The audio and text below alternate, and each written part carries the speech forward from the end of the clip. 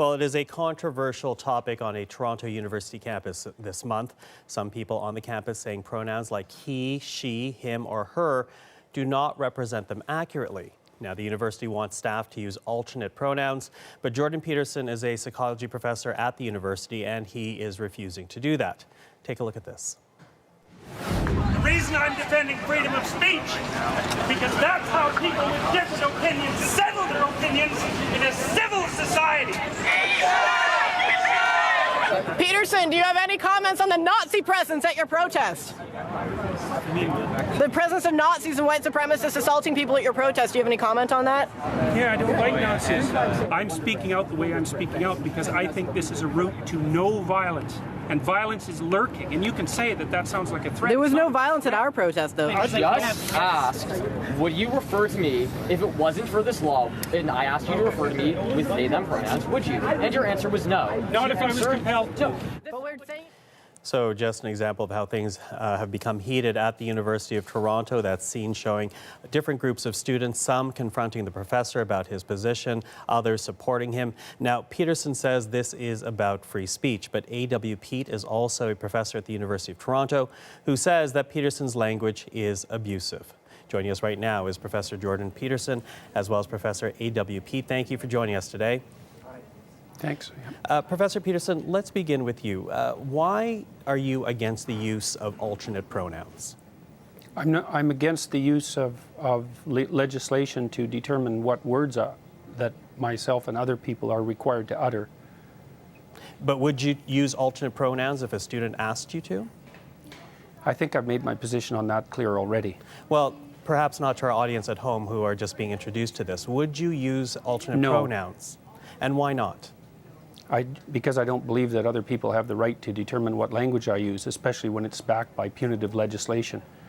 And when the words that are being required are the constructions, they're artificial constructions of people I regard as radical ideologues whose viewpoint I do not share. Well, we have a graphic to show our audience at home, just some of the pronouns being used or asked to be used as alternates. Among them you see here Z or Zim, Z or here, Z or Zir, also hey, or a rather, and per.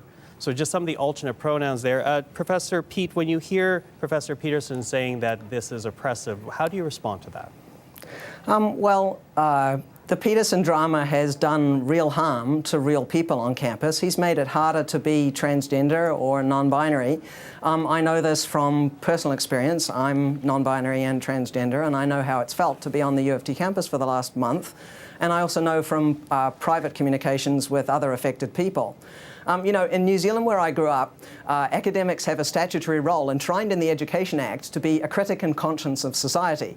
So I think that's an idea worth exporting to Canada. So I'd like to give Peterson about a B+ for his critic role recently, and an F for the conscience part. A student once said to me when I finally obtained tenure, "Now, Professor, now that you have obtained superpowers, you must agree to use them for good, for peace and justice." So I invite Peterson to start doing more of that.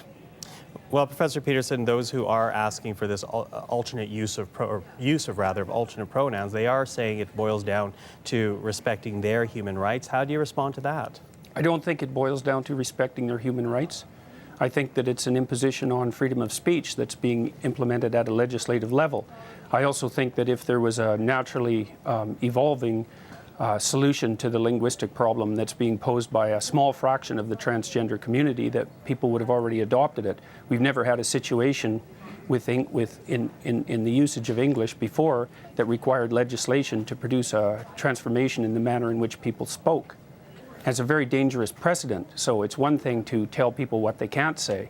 So, for example, we have legislation making it illegal to do such things as deny the Holocaust. It's a completely different thing to demand that people use certain words when they're formulating their own ideas. And it's also absurd. I mean, here's one thing that's happened that I don't believe the formulators of this legislation ever foresaw. So in New York City, for example, there are now 31 protected gender identities. And I see no reason whatsoever why each of those gender identities can't demand the use of their own pronoun. And that absurd things like that have been happening on the University of Michigan campus, for example, where students have been given permission to tell faculty members and others what pronouns they're to be addressed by, and they're multiplying rapidly out of control. So the law is bad from an ethical perspective. It's sloppily written, and besides that, the solution that it imposes is practically untenable. Well, sorry, excuse me for jumping in, but I want to bring in Professor Pete here because we did show those words to our audience at home, and perhaps the control room can show it to our audience once again. When you look at those alternate pronouns, I think it's fair to say that some people will see that at home and see that as very unwieldy, if you will. What do you say to those types of criticisms, including the one that you just heard from Professor Peterson? Well, I'd like to encourage people struggling with this to be kind as their first impulse. You know, we call somebody what they want to be called in our society. For instance, I don't call somebody Julie if they prefer to be called Jordan. That's just basic human courtesy. Here's a great little tip for people who are despairing at the possibility of remembering all those pronouns. What I do is just program in the pronoun next to the person's name in my smartphone. So whenever I'm out and about and I've forgotten whether one of my trans friends uses ze or zer or they or them or something else, I just look it up and it's really super easy. One thing I'd like you to really look at in regard to this controversy is to watch out for who's getting centered in a discussion. Political correctness is code that powerful people use when they're annoyed that they're actually not the center of attention in any given discussion. And Bill C-16 is actually not about cisgender people. It's about protections for transgender people. And that's not, it's not about Jordan Peterson. So, we should have people learning to listen more. We have 2 ears and 1 mouth for a very good reason. When things get political, I like to ask who benefits and who gets to decide the rules of the game.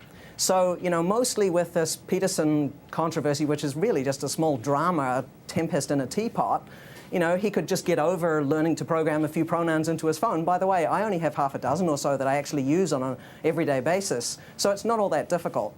Professor Peterson, sorry, Professor Peterson, I'm going to jump in because I think Professor Peterson wants to get in on that. Yeah, well, kindness is the excuse that social justice warriors use when they want to exercise control over what other people think and say. So, if we're bandying back and forth our differences in values, I would say that the highest possible value is truth, and that one of the concomitants is that we need stringent protection for freedom of speech so that we can utter the truths that we see fit. And I think that that's a value that's much higher than kindness, for example. I mean, there's lots of situations in life where kindness in the immediate present is not the appropriate way to react at all. But so, for example, when you discipline children, you often hurt their feelings in the short term so that they can learn to behave properly in the medium to long term so that their lives go well. And so this automatic assumption that the people on the social justice warrior side of the equation are motivated only by kindness when they're also clearly motivated by power is something I find completely untenable. And I don't think that Pete's solution to program my cell phone so that I can remember what names people need to be called is a reasonable solution at all. We're actually supposed to now use electronic devices to bolster our ability to speak freely in case we offend someone? Is it so difficult to remember a pronoun? You remember somebody's first name, you remember their telephone number.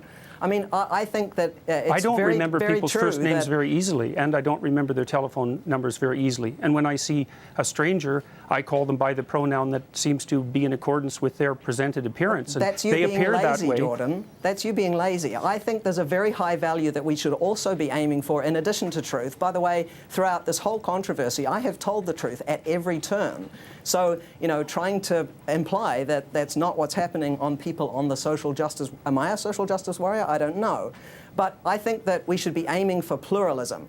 This means recognizing more than one set of fundamental principles, fostering independent cultural traditions of minorities, and being willing to share power with people who are different than you. I think if you just stop centering this whole controversy on yourself and how hard it is for you to accommodate genderqueer people, well, have a little bit of sympathy. I mean, those of us who are trans encounter much more greater indignities every day and every week of the month. For example, have you recently had a bank employee accuse you of trying to masquerade as yourself at a bank and then locking down your ATM card and credit card so that you can't use any money? those are the sorts of problems that trans people face every day, being out of housing, being considered, considering suicide. These are really big problems. My refusal to use pronouns because left-wing activists want me to use them has nothing to do with whether or not trans people are having difficulties in society. And I'd also like to point out that I've had many letters of support. Problem, isn't it? I've had many letters of support from trans people, and they tell me that the trans activists don't support them, and most trans people Jordan, actually wanted to be referred to as he or she. Doesn't mean they that weren't you my are friends. Untransphobic. They just weren't because my you friends. know a few people, just because you've talked I to a few didn't know trans them. people, you don't know the trans community like the trans community does. You've got no idea what it's like to be trans. Professor Pete, Professor Pete, I'm sorry to interrupt. Let's let Professor Peterson finish his thought, please.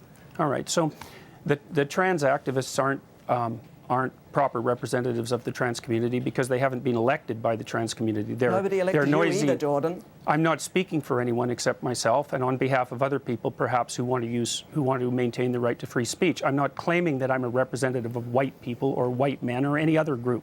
I'm speaking on behalf of myself, and so I'm not taking. But Professor Peterson, let me jump in there, though, because we have seen an evolution of language. There are words that we don't use anymore. Not by legislation. Well, legislation or not, there are words that have evolved. We don't use, for example, I'm Asian. I would bristle if someone called me Oriental. That is an evolution of how we use words. How is this different, whether legislated or not? It was different. I understand Legislation is how it's different. I understand legislatively, but if at the heart of it is to allow a student to study free of what they feel is discrimination, why not help that along? I already made my case for why not help that along. I believe that this legislation is extraordinarily dangerous, and there's other elements of it too that we haven't even got to in our society yet, like the protection for gender expression. And I've looked at gender expression in the Ontario Human Rights Code, and as far as I can tell, gender expression is best summarized in a single word: fashion. No. Because it's the way that you present yourself in public with your clothing and your manner of dress. And so I also think that the legislation that we are bringing forth with Bill C-16, and that's already in place in places like Ontario, also makes fashion criticism something akin to a hate crime. And because there's been so much noise about the identity component of this, we haven't even talked about gender expression. This is appalling legislation. And the idea that referring to someone by the pronoun of their choice is going to radically improve their status in society or their mental health is a completely unproven assumption. I think it'll have exactly the opposite effect. Professor Pete, I want to ask you, because it's been brought up a couple of times, to Professor Peterson's point, if this was so popular, if this was so needed, there would be a natural evolution. There wouldn't be need for legislation. Why the need for legislating this as opposed to allowing it to evolve naturally? Well, Bill C-16 and the Ontario Human Rights Code do not actually legislate pronoun usage. They don't specify 31 genders or anything of the kind. But let me jump in, though. The university is essentially telling, at this point, it's human resources people to use alternate pronouns, in a way legislating their staff to do this. No, wait, the legislation the legislation also requires it, and the university made clear their concordance with that that assumption on my part by mentioning in the letter that asked me to silence myself that I'm required to act in accordance with the provisions of the Ontario Human Rights Act. And so the university knows full well that the legislation does precisely what I suggest it does. It's not written precisely in Bill C-16, it's written in the Ontario Human Rights Code. And if you read the Ontario Human Rights Commission policies on such things, you'll see very rapidly that utilization of preferred pronouns is part of the legislative package. So that's they're actually, if you read the legislation, Jordan, you will find out that they're actually called correct pronouns. There's no preference about this. There is on the Ontario. There is on the Ontario Human Rights Commission website where the policy is laid out, and if people don't believe that, they can just go look themselves. Professor Pete, when you hear that this is a free speech issue, that you hear Professor Peterson in this case essentially saying that he doesn't want to be legislated to adopt new language, what's your response to that? Well, I share a number of Jordan's concerns about freedom of speech and academic freedom on campus. These are both very, very important principles, and they should apply regardless of what kind of politics you like. For example, if you're a left-winger or a right-winger or an up-winger or a down-winger or whatever it is.